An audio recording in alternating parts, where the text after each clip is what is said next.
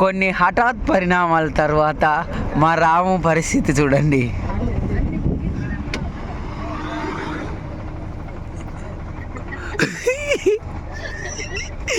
తార్ రోడ్డులో ఆ పక్క కూర్చొని వాంతికి చేసుకుంటుంది పాపం. ట్యాబ్లెట్ వేసుకునే ట్యాబ్లెట్లు పనిచేయలే, ట్యాబ్లెట్ల ప్రభావం వల్ల. రమ్మ సెల్లు చూస్తుంది. పవన్ గాడు కూడా పాపం పెట్టిలే, పెట్టా చూడు. రాత్ పరిణామా.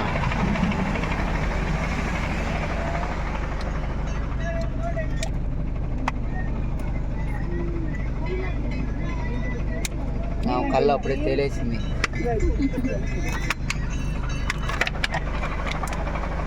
మా అవ్వ వచ్చానమ్మా. ఏం ఎక్కిందే రాము ఇవ్వాలన్నా? సరే తరలే, చూడు ఎన్నెన్నో అనుకుంటాం, అన్ని జరుగుతాయి ఏమిటి? ముందర కూర్చో. తీర్థం దగ్గర నుంచి 4-5 కిలోమీటర్ల దూరంలో ఈ జైన్ టెంపుల్ అయితే ఉందండి. ఇక్కడ ఎటువైపు చూసినా కూడా పాలరాతి విగ్రహాలే కనిపిస్తాయి. ఈ గుడి ప్రత్యేకత కూడా అదే. జైన్ టెంపుల్ రామాపురం. రాము వాంతికి చేసుకొని వచ్చినందుకు రామాపురానికి వచ్చినాం. సరిపోయారు ఇద్దరు. పెద్ద ముసలామే, చిన్న ముసలామే.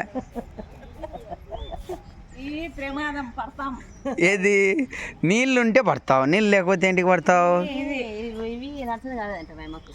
అయ్యే ఇంకా మేలు. పార్కింగ్ టైల్స్ అవే బాగుంటాయి.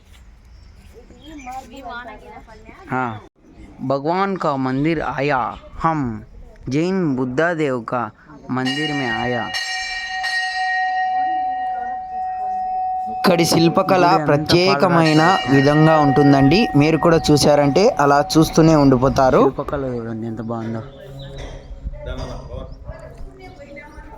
గుడి మొత్తం కూడా మార్బుల్తో నిర్మించబడిందండి. మార్బుల్ అంటే మన తెలుగులో పాలరాతి విగ్రహాలు, అలాగే పాలరాతి బొమ్మలు, పాలరాతి శిల్ప సంపద అండి. ఇదంతా కూడా ఆదినారాయణ రిషబ్ మహాదేవ్ స్వామివారండి. ఇక్కడ ఎటు చూసినా కూడా శిల్ప సంపద, అలాగే వారు రూపుదిద్దినటువంటి ఆలయాలు, అద్భుతమైన శిల్పకళ ఉంటుందండి.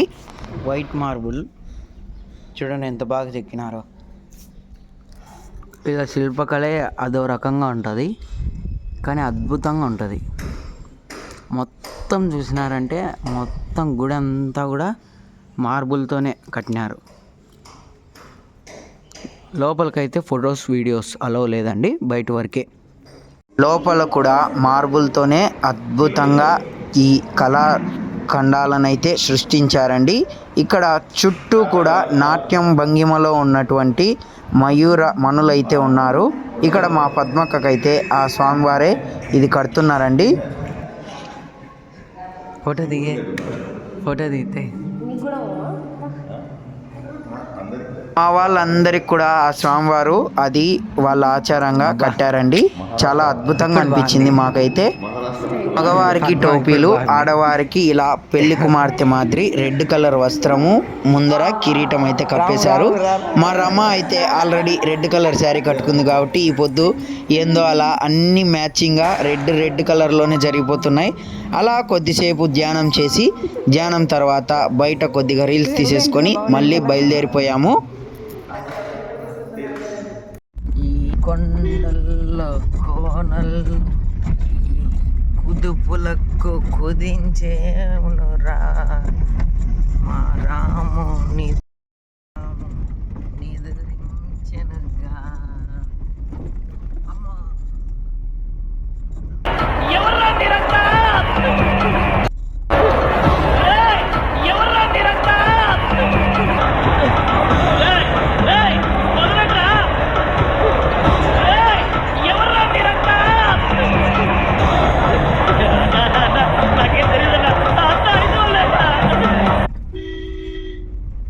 ఎవరురా నువ్వు?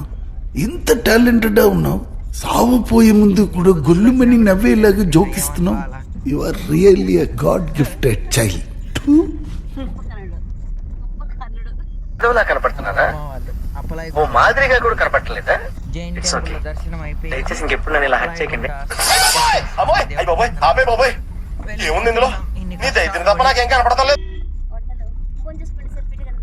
అప్పలాయి గుంటకైతే వచ్చేసాము. అప్పలాయి గుంట శ్రీ వరదహస్త వెంకటేశ్వర స్వామి వారిని అయితే దర్శించుకున్నాము. స్వామివారు ఇక్కడ అభయహస్తంతో భక్తులను ఆశీర్వదిస్తూ కోరిన కోరికలు తీర్చే కొంగు బంగారం ఇలవేల్పుగా కొలువుదీరారండి. ఇక్కడ రామాపురం నుంచి ఈ అప్పలాయి గుంట క్షేత్రానికి రావడానికైతే 10 కిలోమీటర్లు దూరం అయితే ఉందండి. 10 కిలోమీటర్ల దూరంలోకి వచ్చేసామంటే ఈ అప్పలాయి గుంట క్షేత్రాన్ని అయితే దర్శించుకోవచ్చు. దీని తర్వాత మేమంతా ఒక దాబాకి అయితే వెళ్ళిపోయాము. జీట్ పంజాబీ ఫ్యామిలీ రెస్టారెంట్ దాబా అంట అండి ఇది. దాబాలో సిట్టింగ్ ప్లేస్ అయితే చాలా బాగా నచ్చిందండి నాకు. ఆరు బయట సపరేట్గా టేబుల్స్ అయితే రెడీ చేశారు తినడానికి. చందమ్మ తిండికి రెడీ అమ్మా, చందమామ ఫుడ్ ఎక్కడమ్మా?